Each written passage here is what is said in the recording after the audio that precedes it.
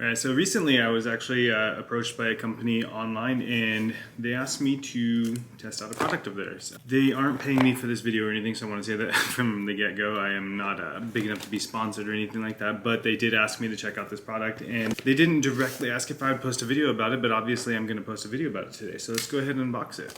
Let's see what this is. Damn, I need to sharpen that knife, it is a little bit dull. Okay, got that part open. Let's see what we got. Sorry that this is.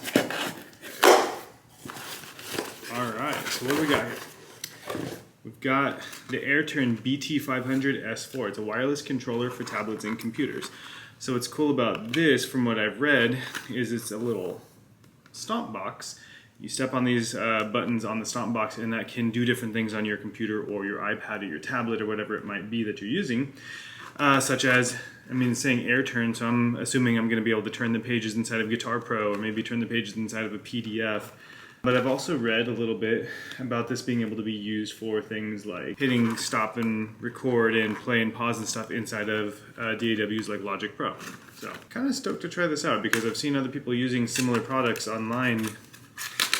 I've always wanted to try one out for myself. So let's see how this looks.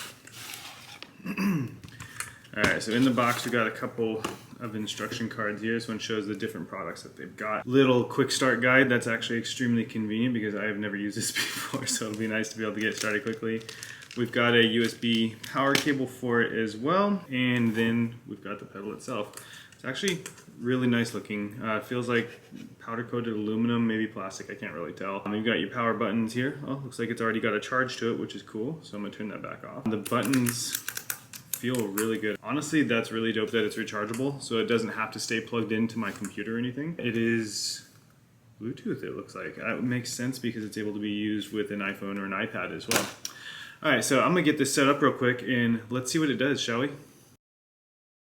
So, a couple cool things I've already noticed that this does. So I just went through the setup process. It's actually just as simple as just connecting something to Bluetooth, which is very normal for most of us, right? Right now I've got it in, what mode is this? Bluetooth mode 5. And so I'm using it just for the space and the enter, because space on my MacBook is actually set to tell Logic to play, and then enter brings it back to the beginning. So when I'm jamming along trying to write and record a riff or trying to nail a solo, for instance, I can just press on this button here.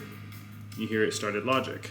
So with Logic playing now, I can play along to whatever song this is, or this could be something I'm recording or trying to loop over and over again. You can press that again and it stops the playback. Again, normally I would probably just have this on the ground and be stepping on it with my feet so that it's easier. I'm just doing this so that y'all can see it without me moving the camera. So when I press this button here, it actually brings the cursor back to the beginning of the Logic session. So I need to set this up a little bit more and see what more I can do with it. I know there's a couple different methods that this can be set up with, and so I'm gonna dive a little bit further into that right now.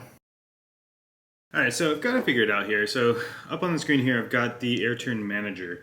And the AirTurn Manager allows us to actually customize what these buttons do, which is actually really awesome. So I can make this do exactly what I need to do with inside of Logic Pro.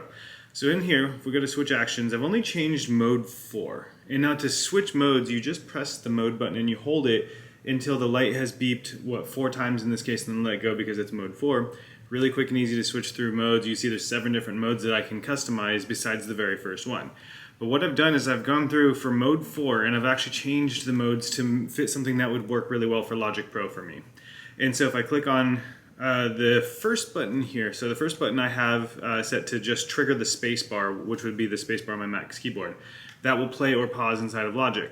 The second button is going to be command spacebar, which is a key command that I programmed in Logic for record. So I would usually hit command space to start recording. And then Command Z is for button 3. Command Z is trusty undo. I do a lot of undoing, especially while recording. And then the last one is C. So button 4 will be C, which turns the cycle on or off. And that's something I do very often when I'm cycling a certain riff or a certain area of a song that I'm recording and tracking guitars for. And then sometimes I turn off that cycle so I can then listen to the whole song in context again. So let's look at how that looks inside of Logic. Again, this is the mode 4 that I've customized here. So let's close this out though, and let's go back into Logic. So we're gonna go ahead and hit button 1 and you'll see it'll start playing. So really easy, right? And so I would normally, again, be stepping on these so I can be hands-free and still have my guitar in my hands instead. Button 2, if I click, it'll start recording. So I have my little 4 count in there, and it's recording. I don't have anything plugged in right now, so it's obviously not recording anything else. If I were to mess up right now and I needed to start this over, I can literally push record again, and it'd bring me right back to that same exact spot where the playhead was at and start recording again. I can press spacebar and pause it. Now, when we press the third button, I haven't recorded anything, so I'm not going to actually do it. But let's say that let's move this snare bomb sample, and you'll see that on screen. Now, if I press this button, it will undo what I just did. If I had recorded, it would have undone the recording that I had just done. And let's make a cycle. So let's say I need to record and loop that first riff here, and so I can turn that cycle on and off. You'll see that up here at the top of the screen. Really cool, really easy. Honestly, this is going to be a huge time saver for me because I can stay hands-on with my guitar and not have to keep fiddling with the mouse, fiddling with the keyboard, play, pause, record, dealing with all the technology. I can just stomp on this like it's a stomp box. That's probably why they shaped it like this, so that I can get through the recording process a lot quicker. All right, so I mean, just to give you guys a visual here, we've got the pedal down here. I got my camera kind of off center there. Got a guitar in my lap, and let's say that I want to record to this song, right? So let's first go ahead and hit play because I want to jam along with it. So we got the guitar. You won't be able to hear the guitar here, but if we go ahead and hit play, now we've got the song going, and I can just jam along and get everything done, right? So now I can hit stop though, and we've already got the cycle set. But if I wanted to turn off the cycle and turn it back on, really easily able to set the cycle on and off. But let's say now I want to record this riff, so I'm going to go ahead and step on record, and we'll get our 4 count in. Easy, right? And now we've got the recording going. Super simple, but let's say I messed up that recording and I didn't mean to record that, or I just messed up the riff entirely. I then hit the third button to undo that recording, and we're done, right? I never have to reach forward to the computer. I never have to mess around with any settings. If I'm writing a riff or I'm in the zone or whatever it might be, literally just step on a button and keep going. Battery life seems to be great on this. When I unboxed it, it was at like 40% or so. And over the course of a couple of hours now of using it, I'm still at like 27%. So the battery doesn't drain very quickly at all. And I'm actually probably wrong on that battery percentage. I don't remember what it's actually at right now, but I'm definitely loving this thing. It's really cool, very easy to use, and I can't wait to see how much more productive that I can be with it without having to constantly reach forward. Again, I've seen a lot of different products like this, but they were kind of always out of my my price range. I never could justify $300-400 for some of the other pedals that are out there. Some of them are $200 even for less buttons than this one. This one's got 4 buttons that are completely programmable and allows me to do whatever the heck I want and control pretty much any app on my Mac. I haven't tried it with my iPhone or my iPad yet, but there's a whole list of different apps that are compatible with it on there too. I can also see this having various other uses for people too, such as, for instance, when you're playing live and you're using sheet music, you could use this to scroll around inside of sheet music applications, so that way you don't have to actually keep scrolling with your hand, such as on an iPad screen, for instance. I see a ton of jazz musicians do that at different little like local concerts that I've been to, and I've also seen a lot of students do that. So anybody that's learning with sheet music knows that scrolling through your iPad kind of sucks when you're trying to play at the same time and get everything done, right?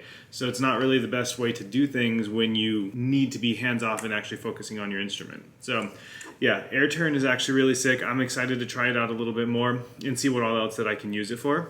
But for now, I am just so stoked that I can use this with Logic Pro. It's going to be a mainstay. It's always going to be right underneath my feet here. Hopefully I don't hit it with my chair or anything, but it does feel really solidly built. Again, very simple charging cable just goes in here and then into the USB of your computer. And it took me all of 5 minutes to set this up and get it actually working perfectly with Logic. And I really, really do love that I was able to customize everything that it does within Logic just by clicking a few simple buttons. It was very easy. I read their instruction manual, but I'm really bad at actually reading instruction manuals, so I kind of skimmed it, and I was still able to figure this out without actually properly reading any of their manuals. And so I think that says enough as it is, to be honest with you. So I definitely highly recommend y'all check this out. At the time of me recording this, the AirTurn BT500S-4 controller is $119. So there's a lot more expensive versions of these things out there from other brands. This one is 119 bucks, and it does the trick very, very simply. And I'm honestly pretty stoked on this little piece of technology. It's very low effort, I guess is the best way you can put it. It's a low effort, low cost device that actually helps me to be more productive when I'm writing and making music. So thanks to the folks over at AirTurn for sending this over. I really appreciate it. I can't wait to put in some more work with this and see what I can do with it. So until next time, peace y'all.